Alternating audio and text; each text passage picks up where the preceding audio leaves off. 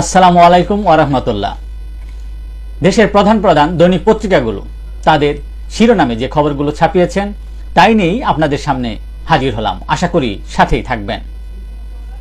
প্রধান প্রধান দৈনিক পত্রিকাগুলোতে যে খবরগুলো খুবই গুরুত্ব পেয়েছে, আলোচিত হয়েছে এবং শীর্ষে উঠে এসেছে, সেই খবরগুলোর মধ্যে শুরুতেই থাকছে সরকারের মেয়াদ কতদিন আমরাই বলবো।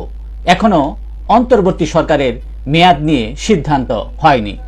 ভয়েস অব আমেরিকাকে দেওয়া এক সাক্ষাৎকারে অন্তর্বর্তী সরকারের প্রধান ডক্টর মোহাম্মদ ইউনূস এসব কথা বলেন।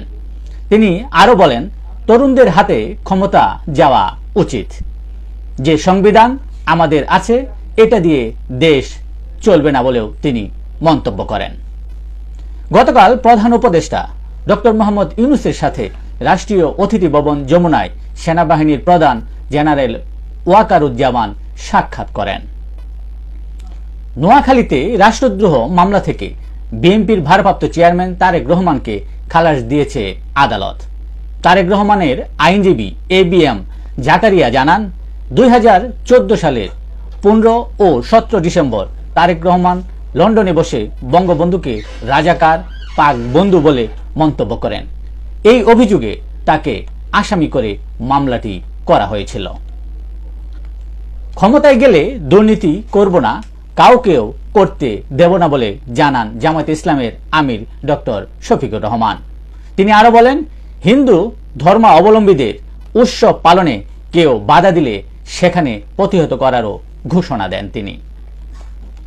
কাজে যোগ না দেওয়া পুলিশ সদস্যদের অপরাধী হিসেবে গণ্য করা হবে বলে জানান স্বরাষ্ট্র উপদেষ্টা জাহাঙ্গীর আলম চৌধুরী।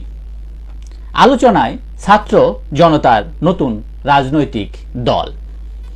বিভিন্ন পক্ষের সঙ্গে আলোচনা, প্রকাশ্যে কিছুই বলছে না কেউ।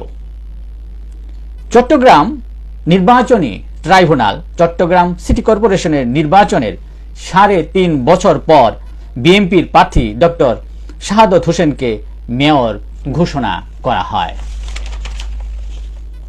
সাবেক এমপি সালমান মুর্শিদি, একরাম ও রৌফ গ্রেফতার, জ্যাকব গিনি জাহাঙ্গীর রিমান্ডে। বেক্সিমকোর শেয়ার কারসাজি, জরিমানা 428 কোটি টাকা। শেয়ার বাজারে এটি রেকর্ড জরিমানা। বেক্সিমকো গ্রুপ নামে বেনামে বিও হিসাব খুলে এই কারসাজির ঘটনা ঘটিয়েছে বলে সংশ্লিষ্টরা ধারণা করছেন। সমবায় ব্যাংকে গচ্ছিত 7,398 ভরি সোনা বেচে দেন আওয়ামী লীগ নেতা ব্যাংকের সাবেক চেয়ারম্যান মহিউদ্দিন আহমেদ, যার বর্তমান মূল্য 100 কোটি টাকা। গ্রাহকের বন্ধক রাখা সোনা ভুয়া মালিক সাজিয়ে বিক্রি করে দেন তিনি। দেশ জুড়ে ছড়িয়ে ছিটিয়ে মির্জা আজমের সম্পত্তি, নিজের ও স্ত্রী সন্তান ভাইয়ের নামে ব্যবসা প্রতিষ্ঠান, স্থাবর সম্পত্তি, ফ্ল্যাট, বাগানবাড়ি সহ সম্পত্তি ক্রয়।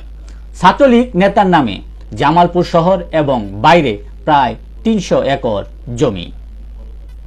এনায়েতের পেটে 11,000 কোটি টাকা। পরিবহনে 16 বছরে চাঁদা আদায় 11,000 কোটি টাকা। শ্রমিক থেকে এনায়েত নিজেই 400 গাড়ির মালিক হন। চাঁদার ভাগ পেত মন্ত্রী, মালিক, শ্রমিক নেতা, পুলিশ ও প্রশাসন। কালিয়াকৈরে ডিবি হারুনের দৌরাত্ম্য, মামলার ভয় দেখিয়ে হাতিয়ে নেওয়া হতো কোটি কোটি টাকা। পাওনার দাবিতে 36 ঘন্টা সড়ক অবরোধ পোশাক শ্রমিকদের। আশুলিয়ায় বার্স গ্রুপের শ্রমিকরা এই অবরোধ ও বিক্ষোভ সমাবেশ করেন। নারায়ণগঞ্জে বকেয়া বেতনের দাবিতে বন্দরের হরিপুর এলাকায় পারটেক্স বোর্ড মিলসের শ্রমিকরা কারখানার সামনে বিক্ষোভ করেন। পরে সেনাবাহিনী এসে পরিস্থিতি নিয়ন্ত্রণে নেয়। খাগড়াছড়িতে শিক্ষককে পিটিয়ে হত্যা, বাঙালি পাহাড়ি সংঘর্ষ। ত্রিপুরা সম্প্রদায়ের শিক্ষার্থীকে ধর্ষণের অভিযোগে শিক্ষককে পিটিয়ে হত্যা করা হয়। তিনি খাগড়াছড়ি টেকনিক্যাল সরকারি স্কুল অ্যান্ড কলেজের শিক্ষক ছিলেন। এ ঘটনাকে কেন্দ্র করে উত্তেজনা বিরাজ করছে জেলা সদরে 144 ধারা জারি করা হয়। এক দফা দাবিতে সারা দেশের মতো গতকাল রাজশাহী মেডিকেল কলেজেও বিক্ষোভ সমাবেশ করে নার্সিং ও মিডওয়াইফারি সংস্কার পরিষদ। সে সময় তারা নার্সিং প্রশাসনে নার্স দাবি করেন এবং যোগ্য নার্সদের পদায়নও দাবি করেন তারা। ভয়াবহ বিপদে ব্যবসায়ীরা। কোম্পানি পরিচালকের অনিচ্ছাকৃত ঋণ খেলাপের দায়ে বিপদে পড়েছে বড় বড় শিল্প কারখানা। সিআইবির ভেড়াজালে ব্যবসা বাণিজ্য মারাত্মক নেতিবাচক সংকটে। ক্রেডিট কার্ডের তুচ্ছ খেলাপিতে যন্ত্রণা বাড়ছে ব্যবসায়ীদের। প্রায় 80 টাকার ডলার 120 টাকা হওয়ায় ঋণ খেলাপি হয়েছে অনেক ব্যবসায়ী। শিল্প কারখানা সুরক্ষায় সরকারের উদার হওয়া উচিত বলে ব্যবসায়ীরা মনে করেন। ইলিশ মাছ এখন বিলাস। জাতীয় মাছটি এখন বিলাসিতায় পরিণত হয়েছে। 3-4 হাত ঘুরে নাগালের বাইরে ইলিশ মাছের দাম। এক ইলিশে 700 টাকা পর্যন্ত লাভ। দাম কেমন হবে নির্ধারণ করে সিন্ডিকেট। বিক্রি না হলে করা হয় সংরক্ষণ। ওঠে না সীমিত আয়ের মানুষের প্লেটে। ঝাটকাও কেজি বিক্রি হয় 600 থেকে 700 টাকায়। দেশের প্রধান দৈনিক পত্রিকাগুলো তাদের আন্তর্জাতিক খবরে যে খবরগুলো গুরুত্ব সহকারে ছাপিয়েছে তার মধ্যে শুরুতেই থাকছে ইসরায়েলে ইরানের ব্যাপক ক্ষেপণাস্ত্র হামলা। হিজবুল্লাহ ও হামাস প্রধানকে হত্যার প্রতিশোধে এই হামলা করে ইরান। তেল আবিব ও জেরুজালেম লক্ষ্য করে 180 ক্ষেপণাস্ত্র নিক্ষেপ করে ইরান।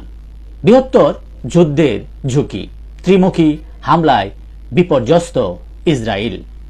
ইরানের ক্ষেপণাস্ত্র থেকে বাঁচতে বোম শেল্টারে আশ্রয় নেয় ইসরায়েলিরা। লেবাননে স্থল অভিযান ইসরায়েলের। হিজবুল্লাহ যোদ্ধাদের সঙ্গে তীব্র লড়াই অব্যাহত। দক্ষিণ কোরিয়া সশস্ত্র বাহিনী দিবস উপলক্ষে শক্তিশালী ব্যালিস্টিক ক্ষেপণাস্ত্র প্রদর্শন করেন। পাশাপাশি দেশটির প্রেসিডেন্ট সতর্ক করে বলেন, উত্তর কোরিয়ার শাসক গোষ্ঠী পারমাণবিক অস্ত্র ব্যবহার করলে তাদের ধ্বংস অনিবার্য। গাজায় খান ইউনুস শহরে ইসরায়েলি বোমা হামলা। স্বজনহারা ফিলিস্তিনিদের আহাজারি। গাজায় 2/3 ভবন যুদ্ধে ক্ষতিগ্রস্ত। জাতিসংঘের প্রতিবেদন। ভারত সীমান্তে চীনের ক্ষেপণাস্ত্র পরীক্ষা। দিল্লির উদ্বেগ। ভারত ও চীনের মধ্যে কূটনৈতিক আলোচনা চলমান অবস্থায় চীন এ পরীক্ষা চালালো। এতে ব্যাপক প্রতিক্রিয়া দেখা দিয়েছে ভারতের মধ্যে। এই ছিল দেশের প্রধান দৈনিক পত্রিকার শিরোনামে উঠে আসা শীর্ষ সংবাদ জানিয়ে এতক্ষণ আপনাদের মাঝে উপস্থিত ছিলাম। আশা করি আপনাদের ভালোই লেগেছে। সার্বিক খবরের বিবেচনায় যদি আপনাদের কোনো অভিমত, অভিব্যক্তি, সমালোচনা কিংবা কোনো পরামর্শ থেকে থাকে তাহলে অবশ্যই কমেন্টসে জানাবেন। আপনাদের কমেন্টসের প্রত্যাশায় আজকের মতো এখানে বিদায় নিচ্ছি। আবারও দেখা হবে আগামীকাল ঠিক একইভাবে সারা বিশ্বের সংবাদ 7.3 মিনিটে। সে পর্যন্ত অবশ্যই সকলেই ভালো থাকবেন, সুস্থ থাকবেন। আসসালামু আলাইকুম ওয়া রাহমাতুল্লাহ।